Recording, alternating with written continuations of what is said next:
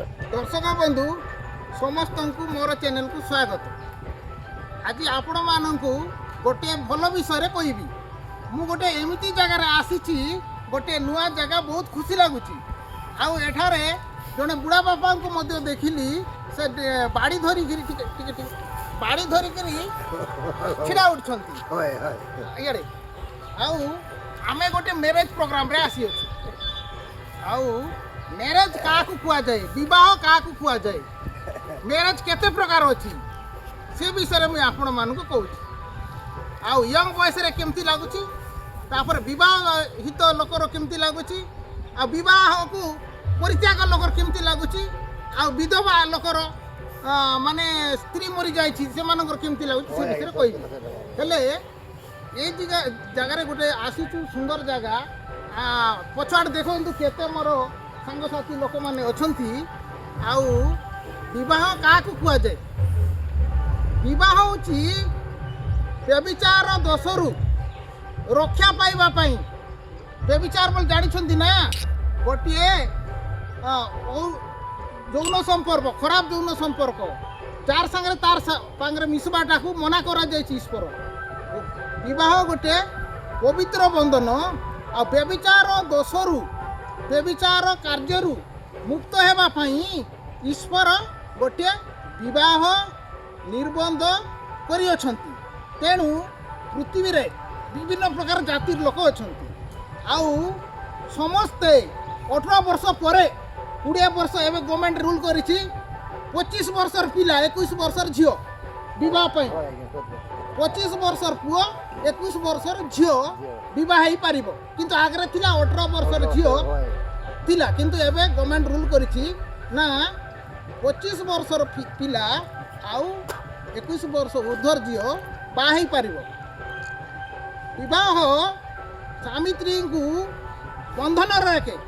गोटे पवित्र जीवन लाइफ करने दिए पवित्र जीवन कटाइवाई दिए तांकर संतान संतति माने जो माने कहती से माने मध्य गोटे परिवार गठन रे पवित्र बंधन रुहंती आउ मनीष जदि विवाह न करे तार मन भितर अनेक प्रकार भावना मध्य आसी थाए आमर साइंटिस्ट कहूँ किए तो का पुरुष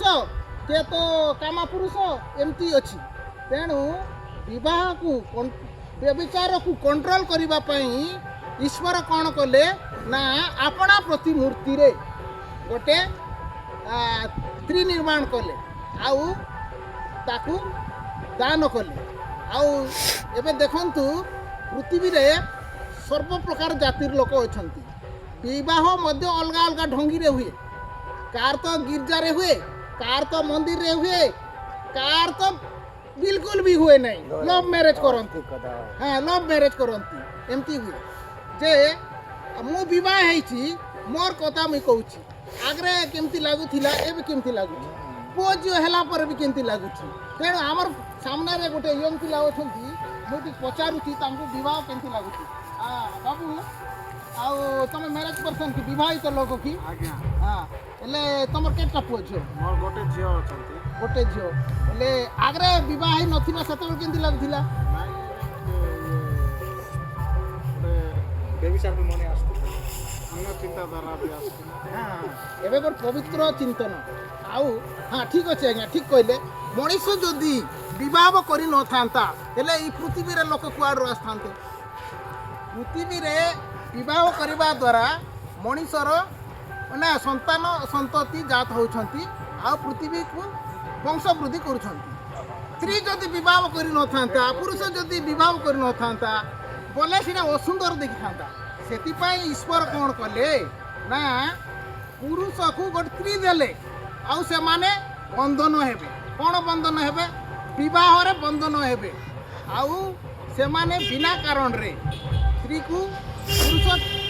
त्याग करि पारिबो नहीं स्त्री मध्य पुरुष को त्याग करि पारिबो नहीं यह आमर विभिन्न शास्त्र पुराण मानकर अच्छी बाइबल रे भी देखा मिलूँ पवित्र विवाह को बंधन कर विवाह को विच्छेद करवा व्यभिचार अटे बोली कहूँ तेणु आपण मैंने भी जदि विवाह कर सहजरे स्त्री को परित्याग करंतु नहीं कारण अलगा भाषा रे अच्छी स्त्री को लक्ष्मी मध्य कुआ जाउची नहीं कि घर घरुणी से गोटे परिवार रे जदि स्त्री नथिबो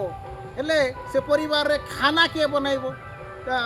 तापरे निजर हजबैंड बा पुरुषर रक्षा बेक्ष के करिवो तेणु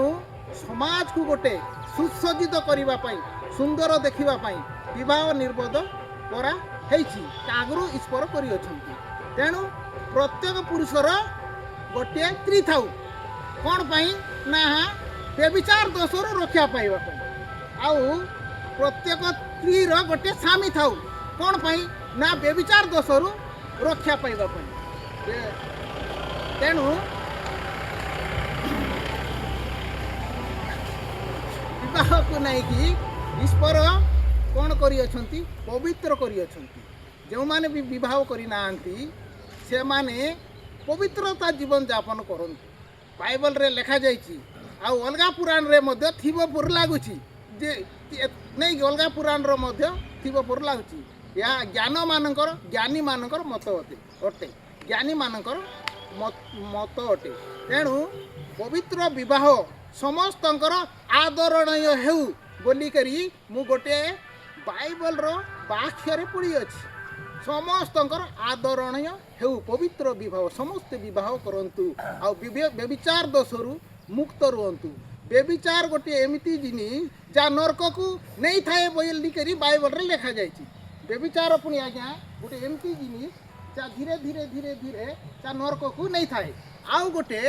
व्यभिचार करवा द्वारा आमर कौन हुए ना शारीरिक जीवन रे मध्य रोग आसी थाए जेमिति एड्स आ यौन रोग संबंधी अनेक प्रकार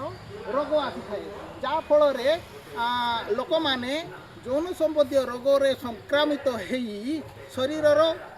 अकामी हेई मरी जाती तेणु विवाह ये रोगरू रक्षा पाइबा समस्त आदर हेउ समस्त गोटे स्त्री थाउ समस्ते विवाह करंतु पवित्र बंधन रे बांधी हंतु एति मोर चैनल रो रक्ष।